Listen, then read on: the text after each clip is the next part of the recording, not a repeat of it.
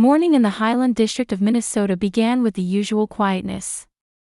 April Williams was in the kitchen brewing coffee and packing fruit into a lunchbox for her 5-year-old daughter Olivia. Sunlight streamed through the windows, brightly illuminating the white marble kitchen countertops. "Olivia, breakfast is ready," April called toward the stairs. Soon, the sound of little feet pattering down the stairs could be heard. Olivia appeared in her blue unicorn pajamas, her blonde ponytail bouncing. "Good morning, Mama," Olivia said, rubbing her sleepy eyes. April kissed her daughter's forehead. "Good morning, Princess. What would you like to play today?" "I'm going to play dollhouse with Jessica," Olivia answered, her eyes sparkling. When the kitchen clock struck 7, Bradley came downstairs in a perfectly pressed navy suit. Bradley was known as the sales director of a prominent local pharmaceutical company. With his impeccable appearance and composed demeanor, he commanded respect from those around him. "Good morning," Bradley said with a smile. He kissed his wife's cheek and gently patted Olivia's head. "Looks like it's going to be another beautiful day." April smiled as she handed her husband his coffee. "How was your sales meeting yesterday?" "Perfect," Bradley said with satisfaction. "The team is exceeding this quarter's targets by 20%. The CEO was pleased." April nodded. Bradley was passionate about success at work. He was a perfectionist who expected the same perfection from his family. On the surface, he was a loving father and husband, but when something didn't meet his standards, he could suddenly become irritable. "Olivia, fix your hair a bit better," Bradley pointed to his daughter's hair. "You always need to look nice when you meet Daddy's important clients." Olivia nodded slightly. "Sorry, Daddy." April placed her hand on her daughter's shoulder. "She's planning to play at Jessica's house today. She's not meeting any clients." Bradley frowned slightly. "Still, our child must always look her best. It's about keeping up appearances." The atmosphere at the table grew tense for a moment. April quickly tried to change the subject. "My mother is coming this weekend. She wants to take Olivia to the zoo." Olivia's face brightened. "Grandma's coming. Hooray." April's mother Linda lived in a small town about a 30-minute drive from Highland. Linda was a good confidant for the couple and adored her granddaughter Olivia. April treasured her relationship with Linda. She could ease the tension she sometimes felt in her marriage through conversations with her mother. "Olivia, after you finish breakfast, brush your teeth and change into your uniform," Bradley said. "I need to leave early. I have an important presentation today." After Bradley left, April and Olivia ate breakfast quietly. April observed her daughter. In recent weeks, Olivia had been waking up crying from nightmares more frequently. Also, her kindergarten teacher had mentioned that Olivia, usually active and talkative, had suddenly become quiet at school. "Olivia, is there something bothering you?" April asked gently. Olivia poked at her cereal with her spoon. "No, nothing." "Really? You've been crying a lot at night lately." Olivia remained silent, looking down. "Just bad dreams." April gently stroked her daughter's hair. She seemed to have something she wanted to say but couldn't. "No matter what happens, I'm always on your side. Remember that." Olivia nodded slightly. That afternoon, April picked up Olivia from kindergarten.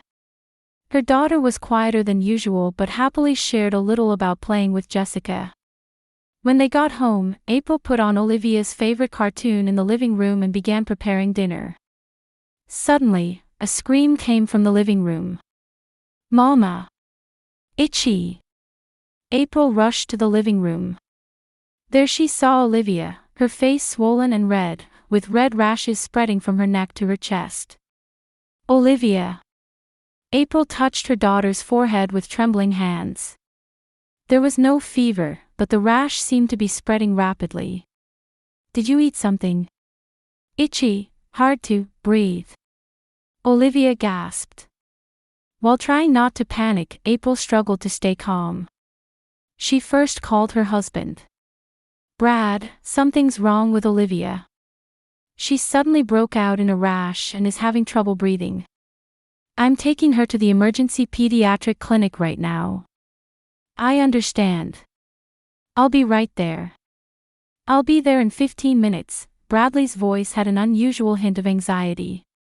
April picked Olivia up and put her in the car. Looking at her daughter in the rearview mirror, she desperately encouraged her. It's going to be okay, Olivia. We'll see a doctor right away. Olivia's face was swelling more, making it difficult for her to open her eyes. April rushed to the emergency clinic. Bradley was waiting in the parking lot as promised. His expression changed momentarily when he saw his daughter. What happened? He asked his wife. I don't know. The rash just started appearing suddenly, April said, watching her husband's reaction. Bradley was clearly agitated, but April couldn't tell if it was pure fatherly concern or something else. Olivia's breathing was becoming increasingly labored, and April's worry turned to fear. Despite it being evening, the emergency pediatric clinic's waiting room was crowded. April hurried to the reception desk with Olivia in her arms and explained the symptoms. Seeing Olivia's condition, the receptionist nurse responded immediately. This is an emergency. I'll take you to the treatment room right away. The nurse led the three of them down a white corridor. Olivia's rash had spread further, and her breathing was shallow and rough. April could feel her own heartbeat pounding loudly in her ears as she tightly held her daughter's small hand. When they entered the treatment room, several medical staff appeared immediately. Olivia was laid on the examination table, and a pulse oximeter was attached to her finger. A middle-aged woman who appeared to be the head nurse gave directions while moving calmly and quickly. Suspected anaphylaxis. Prepare epinephrine. Bradley stepped forward. What's happening? My daughter doesn't have any allergies. There was a hint of defensiveness mixed with urgency in his voice. April stared at her husband. Beads of sweat had formed on his forehead, and his usual confident demeanor seemed to be wavering. Dr. Levin will be here shortly, the nurse replied matter-of-factly. A few minutes later, the doctor entered the room. With graying hair and an intellectual air, Dr. Levin first checked Olivia's condition. Hello, Olivia. I'm Michael Levin. I'm going to examine you now, he said gently.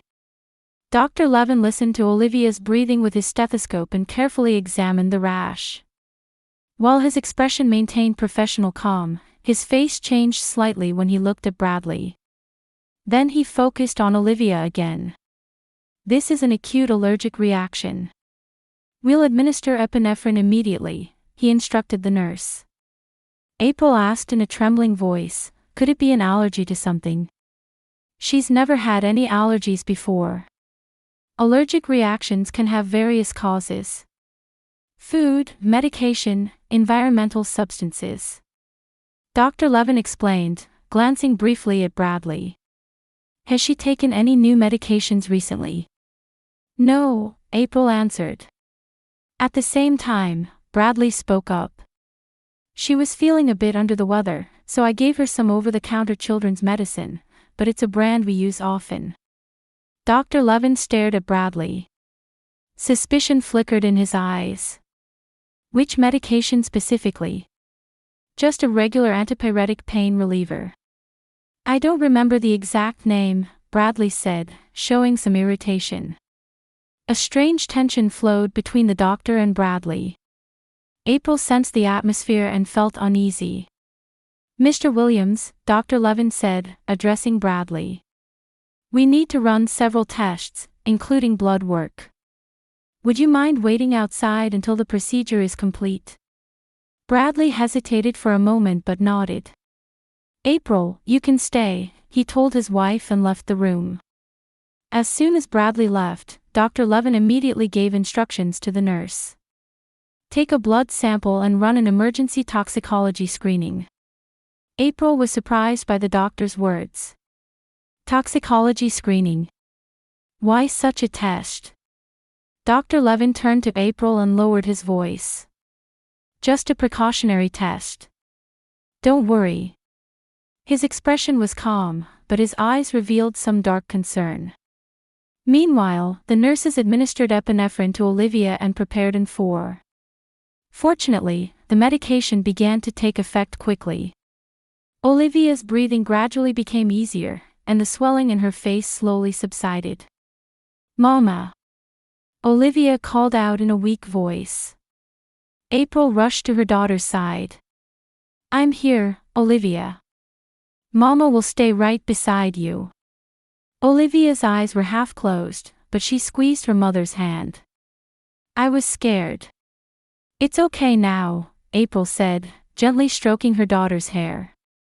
However, anxiety was swirling inside her. Why had Dr. Levin's attitude changed the moment he saw her husband? Why had he ordered a toxicology test? Was this just an allergic reaction? About an hour later, Olivia's condition had stabilized, and the test results came back. Dr. Levin frowned as he looked at the results. He gave some instructions to a nurse and turned back to April. Olivia's condition is stable. I'd like her to stay at the clinic for a few hours tonight for observation. I understand. How were the test results? April asked. Dr. Levin was silent for a moment, as if choosing his words. There are a few concerning points. I'd like to wait for more detailed test results. April felt anxious about the doctor's vague response but didn't pursue it further. Instead, she asked about her daughter's condition. Will Olivia make a full recovery? Yes, the acute symptoms have subsided.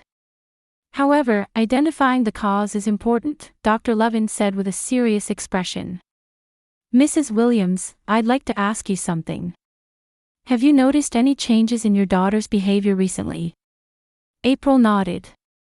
Yes, for the past few weeks, she's been crying more often from nightmares in the middle of the night. Her teacher told me she suddenly became quiet at school, though she's usually active and talkative. Dr. Levin's expression darkened further. He was about to say something when Bradley returned to the room. How is she? How's Olivia's condition? He asked as he approached his daughter. She's stable, Dr. Levin regained his professional composure. We're running some additional tests to identify the cause of the allergic reaction. Bradley stared at the doctor. Tension flowed between them again. You probably won't be able to determine the cause anyway. What's important is that my daughter gets better. Of course, Dr. Levin agreed. However, his eyes didn't leave Bradley. But knowing the cause can prevent recurrence. April felt anxiety spreading in her chest as she watched the strange confrontation between the two men. Something was wrong. Something was very wrong. The air in the room was tense, with a heaviness as if no one was expressing their true thoughts. That night, Olivia slept in a clinic bed, and April stayed by her daughter's side. Bradley came into the room occasionally to question the nurses and doctors. On the surface, his attitude was that of a concerned father, but April sensed something unnatural about it. As the night deepened, April sat holding her daughter's small hand, thinking. Was there something behind this sudden event that she still didn't understand? Dr. Levin's concerned eyes and her husband's strange attitude. Were they coincidental, or was there some deep connection? The next morning, Olivia's condition had improved significantly overnight. The rash was still visible, but her breathing had returned to normal, and the swelling in her face had almost disappeared. April hadn't slept at all, spending the night at her daughter's bedside. Bradley had returned home to get some rest and came back to the clinic first thing in the morning. His face showed signs of fatigue, but his usual confident demeanor remained unchanged. April, we're ready to be discharged, Bradley said as soon as he entered the room. Dr. Levin has apparently given discharge permission. April was puzzled. I haven't heard directly from him. I heard it at the reception desk. The paperwork is ready, Bradley said, unable to hide a hint of irritation. Let's get home quickly. I don't like that doctor. April felt uncomfortable with her husband's attitude. Bradley usually showed respect for medical professionals. Because he worked for a pharmaceutical company, he had frequent contact with doctors. Why did he only dislike Dr. Levin? Olivia, how are you feeling? April smiled at her daughter. Olivia nodded slightly. Better, Mama. But still a little itchy. I'm glad, April felt relieved. However, her anxiety didn't disappear completely. Dr. Levin hadn't appeared in the room that morning. April wanted to talk to him. She wanted to ask about his strange attitude and the tension between him and her husband. I'll go pick up the prescription, April told Bradley. Can you help Olivia get dressed? Bradley hesitated slightly but agreed. All right. But hurry up. I want to get out of here. April went into the hallway and headed for the nurse's station. There she found Dr. Levin reviewing some documents. When she approached, the doctor looked up. Good morning, Mrs. Williams. His voice maintained professional calm, but concern showed in his eyes. How is Olivia doing? She's better. I heard we can be discharged. Yes, the acute symptoms have subsided. Dr. Levin looked around and lowered his voice. I've written a prescription. You can pick it up at the pharmacy. Taking advantage of a moment when no nurses were around, he leaned closer to April. Have you ever met your husband somewhere before? April was surprised. No, I don't know. Why do you ask? Dr. Levin checked their surroundings again. Mrs. Williams, there are several concerning points in your daughter's test results. I can't talk in detail now, but... He cut off his words and took a small piece of paper from his pocket. Pressing it into April's hand, he whispered, Don't say anything now. When you get home, read this in a safe place. And act immediately. For your daughter's sake. April felt confused and frightened but maintained a calm appearance. Still clutching the note, she asked, What is this? No questions, Dr. Levin interrupted her. The regular prescription is here. Antihistamines and a mild sedative. But I'll say it once more. Read that note in a safe place. April's hands were shaking. She hid the note deep in her wallet and took the prescription. Thank you, doctor. Be careful, Mrs. Williams, Dr. Levin said with a grave expression. There was something unspoken in his eyes. April felt her steps growing heavy as she returned to Olivia's room. Bradley had finished putting on his daughter's shoes and stood up immediately. Finally back.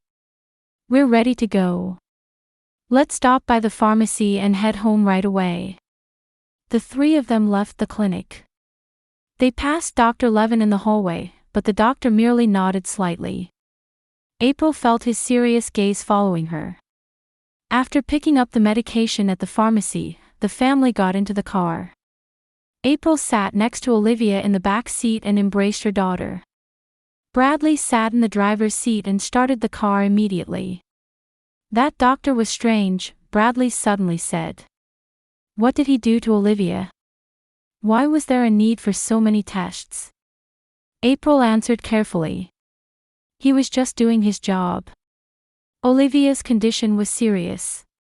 He looked at me differently, Bradley said sharply. As if I had done something wrong. April was conscious of the note in her wallet but pretended to be calm. Maybe it's your imagination. It's not my imagination, Bradley looked at April in the mirror. He seemed to know something. He was suspicious of something. What would he be suspicious of? April couldn't help asking.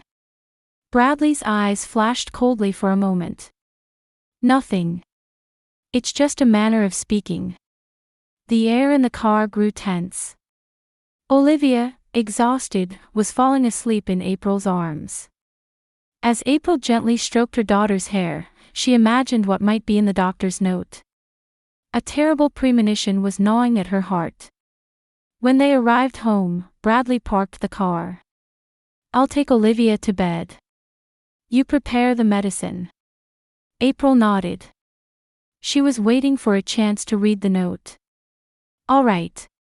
I'll prepare it in the kitchen." Bradley picked up Olivia and went into the house. April was about to take the note from her wallet when Bradley suddenly turned around, causing her to hastily put it back. "Also, make a lunchbox for me. I need to return to the office after Olivia falls asleep." "I have an important meeting," Bradley said. "You can't stay home today?" April asked in surprise. "Even with Olivia in this condition?"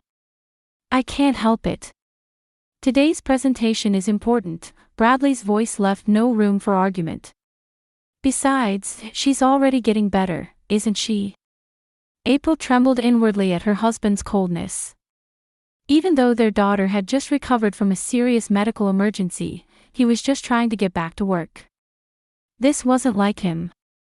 While preparing medication in the kitchen, April observed Bradley and Olivia on the sofa. He was saying something to Olivia. She was nodding silently, but her small body appeared tense. After Bradley took Olivia to bed, he went to take a shower. April seized the opportunity and rushed to the bathroom. Locking the door, she took the note from her wallet with trembling hands. As she unfolded the small piece of paper, a neat handwriting revealed a short message. April gasped and read line by line. The content of the note confirmed her worst fears. With the shower still running, the blood drained from April's face. Her hands were shaking, and her heart was beating violently. After finishing reading the note, she considered flushing it down the toilet but, intuitively thinking it might serve as evidence, hid it deep in her wallet again. Looking at her face in the mirror, April steeled her resolve. No matter what, she had to protect Olivia. To do that, she needed to act now. She took a deep breath and left the bathroom.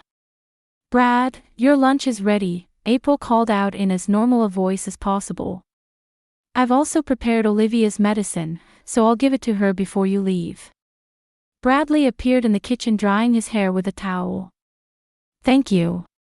I'll leave in an hour." After Bradley left for work, April's heart was pounding heavily. Olivia was finally sleeping peacefully, and the house was wrapped in silence. April rushed to the bathroom and took out the doctor's note again. With trembling hands, she unfolded the paper. It read, "Your husband is also the father of another child I examined 6 months ago. That child came in with the same symptoms, and investigations revealed deliberate drug administration as the cause. Your daughter's test results show the same pattern. Contact the police immediately." Pieces began connecting in April's mind. Olivia's nightmares, her sudden personality changes, and now this rash. She covered her face with trembling hands. How could it be possible that her husband was intentionally harming their daughter? However, Dr. Levin was undoubtedly certain. He had mentioned another child. April knew that Bradley had an ex-wife and a child from that marriage. But Bradley had explained that the child had died in an accident. April made up her mind. She needed to know the truth. Right now. First, she went to the bedroom to make sure Olivia was sleeping safely. Next, she headed to Bradley's study. Normally the room was kept locked, but because he had left in a hurry, it was open today. With her chest tight with tension, April entered the room. The first thing she noticed was neatly organized documents and several pharmaceutical books. Bradley was meticulous about his work. She began opening drawers. The top drawer contained company documents, bills, and everyday items.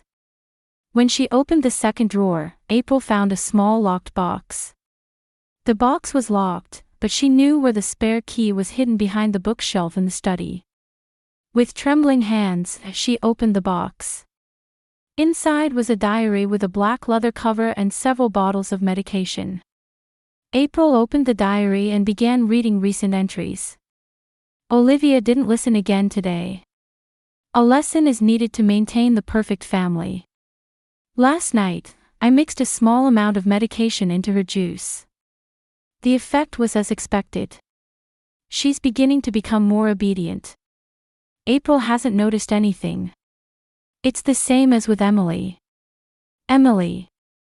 Yes, that was the name of Bradley's ex-wife's child. April felt a cold sensation overwhelm her. With trembling hands, she continued turning the pages. I miscalculated with Emily. This time I'm adjusting the dosage.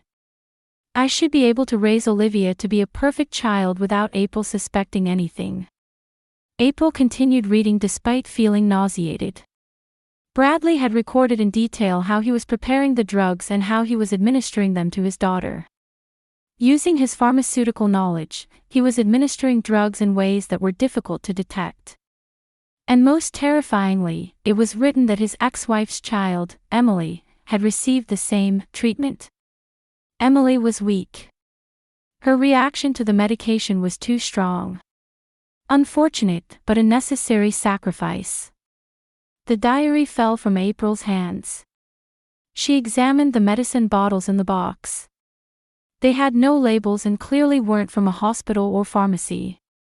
She began taking pictures with her smartphone.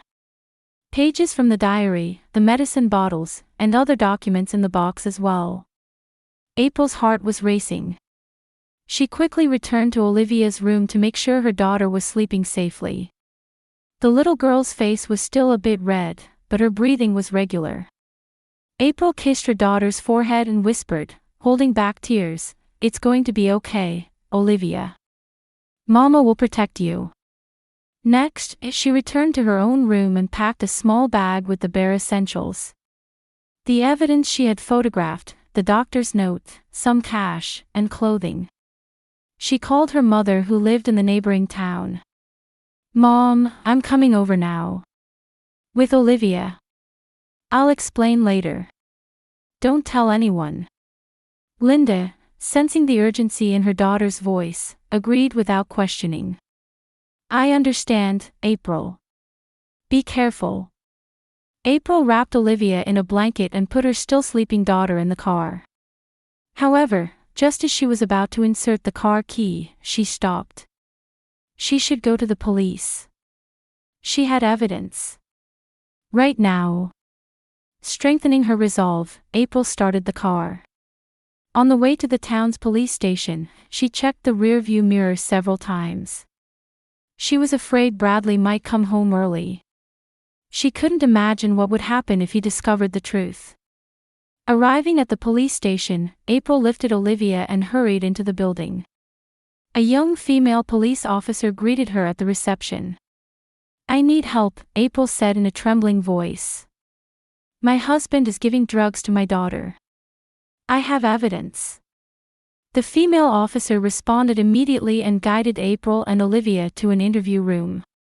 A detective was promptly called, and April began explaining everything. Dr. Levin's note, the photographs of the diary and medicine bottles she had found, and the changes in Olivia's symptoms. "Mrs. Williams, you've done the right thing," Detective Katie Morrison said with a serious expression. "This evidence is extremely important. We'll begin an investigation immediately." April nodded, tears flowing. "I need to take Olivia to a safe place before my husband returns. I plan to go to my mother's house. Before that, would you allow us to have your daughter examined at the hospital?" Detective Morrison asked gently. "We need to conduct a toxicology test to confirm what kind of drugs were used." April agreed.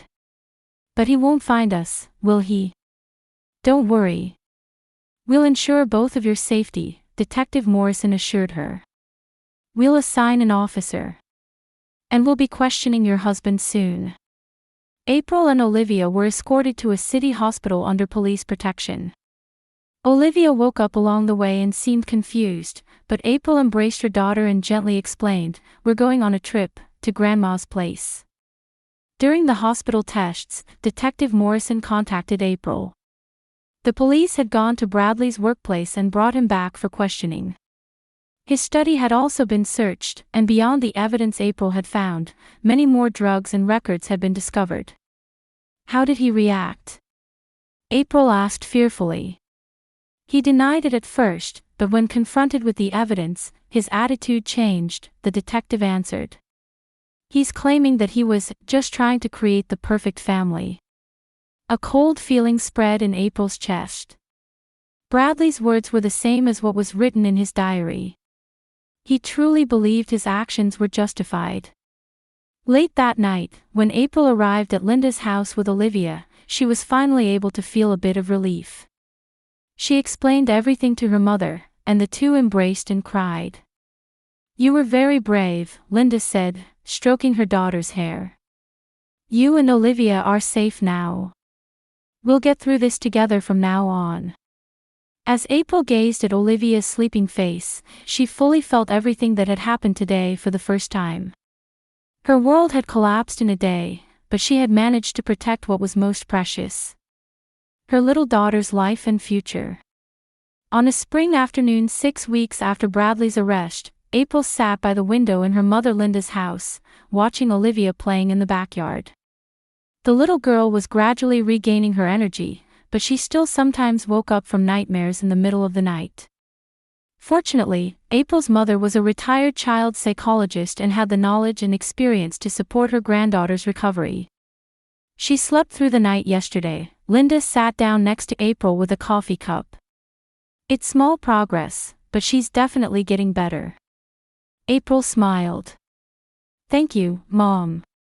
Without you, I don't know what would have happened to us."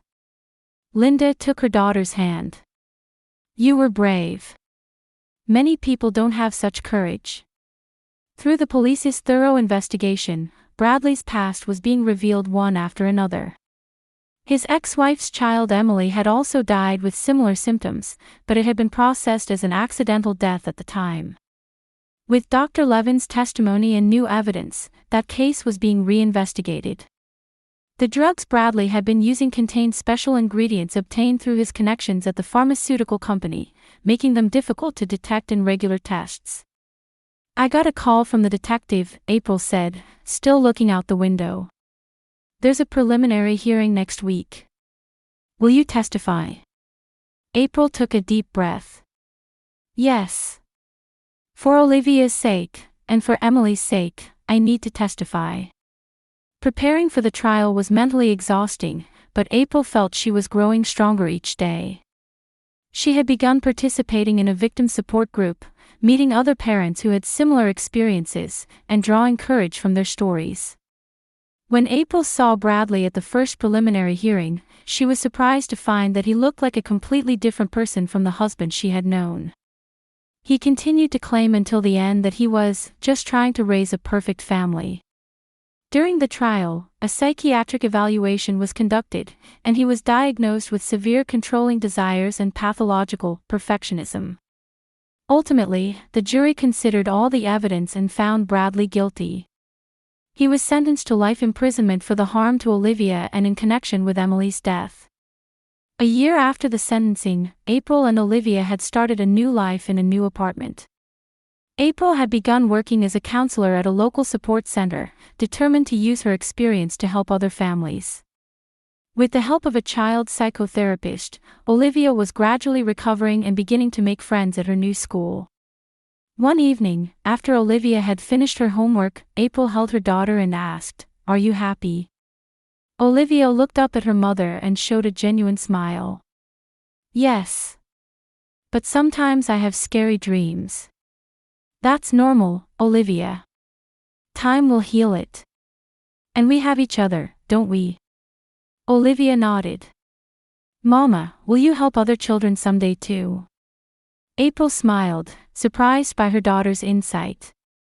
She had recently begun researching foster care. In particular, she was considering taking in children rescued from abuse or dangerous environments. "Yes, I'd like to. We have a lot of love to give." That night, after putting Olivia to bed, April sat in her study and finished writing a thank you letter to Dr. Levin. Without his brave action, neither she nor Olivia would be here today. Looking up at the starry sky outside the window, April reflected. She had learned from bitter experience that true family is not about blood ties but about bonds of love and protection. And now, she was ready to extend those bonds to other children who needed them. At the end of the letter, she added a simple sentence: "Your courage gave us the strength to begin our new life. From now on, we'll move forward with the same courage."